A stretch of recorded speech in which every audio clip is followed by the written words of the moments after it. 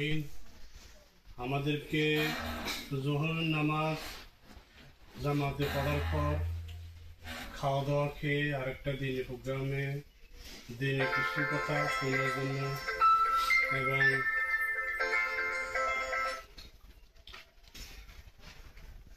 আল্লাহ তৌফিক দিয়েছেন সেই মহান মনিবের দরবারে লাখ কোটি শুকর আদায় করি আলহামদুলিল্লাহ।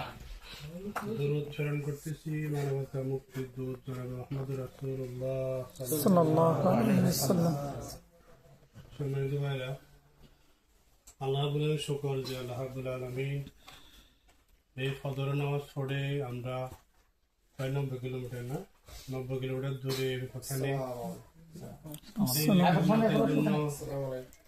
আল্লাহ আমাদেরকে এখানে আনার আসার বসার তৌফিক দিয়েছেন সেই মহান মুনিবের দরবারে লাখ কোটি শুকর আলহামদুলিল্লাহ। আমরা সবাই ভালো আছি আলহামদুলিল্লাহ। কিয়ামতের দিন করবে মা সালাকাকুম ফি সাকার,